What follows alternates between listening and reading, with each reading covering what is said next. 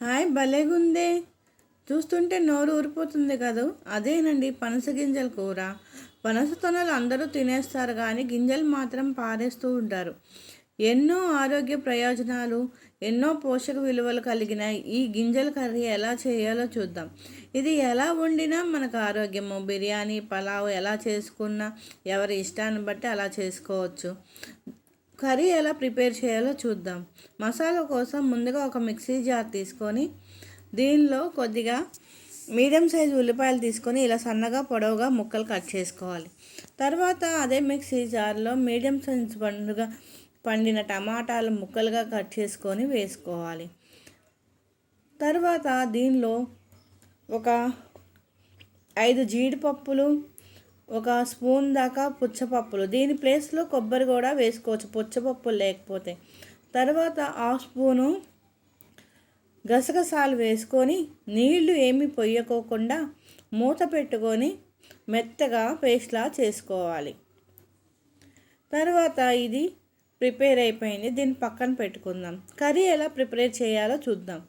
ముందుగా ఓ ప్యాన్ పెట్టుకొని కూరకు సరిపడా ఆయిల్ వేసుకొని ఆయిల్ హీట్ అయిన తర్వాత పలావ్ దినుసులు వేసుకోవాలి.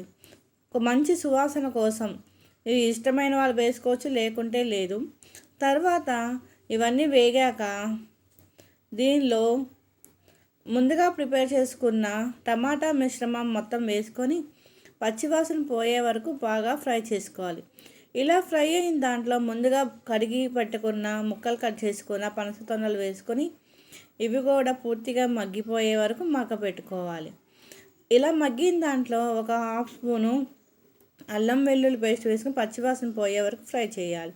తర్వాత దీనిలో రుచికి సరిపడా సాల్ట్, కొద్దిగా పసుపు వేసుకొని ఒకసారి బాగా కలియబెట్టి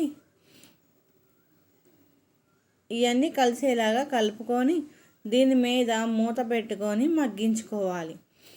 తర్వాత ఒకసారి మూత తీసి ఎలా ఉందో చూద్దాం. పూర్తిగా మగ్గిపోయి ఆయిల్ బాగా తేలింది. తర్వాత దీనిలో మీరు తినే కారాన్ని బట్టి కారం వేసుకోవాలి. నేను ఒక 1/2 స్పూన్ దాకా వేసుకుంటున్నాను. తర్వాత ఒకసారి బాగా కలిసిన తర్వాత ఈ కారం మొత్తం పచ్చివాసన పోయేదాకా, తర్వాత దీనిలో ముక్కలు మునిగే వరకు తగినన్ని నీళ్లు పోసుకోవాలి. తర్వాత దీనిపైన మూత పెట్టుకొని ఈ నీళ్ళన్నీ ఎగిరిపోయేలాగా మధ్య మధ్యలో కలుపుకుంటూ ఉడికించాలి. ఈ నీళ్ళన్నీ ఎగిరిపోయి దగ్గర పడింది.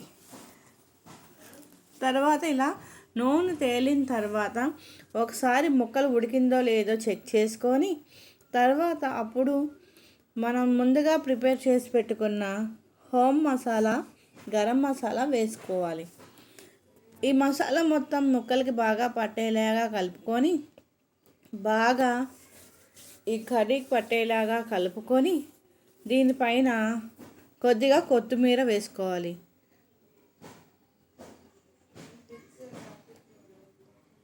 కొత్తిమీర వీడియో మిస్ అయినట్లుంది. మూత పెట్టుకొని సువాసన అంతా బయటకు పోకుండా చూసుకోవాలి. అంతే, ఎంతో టేస్ట్గా ఉండే పనస గింజల కూర అయితే రెడీ అయిపోయింది.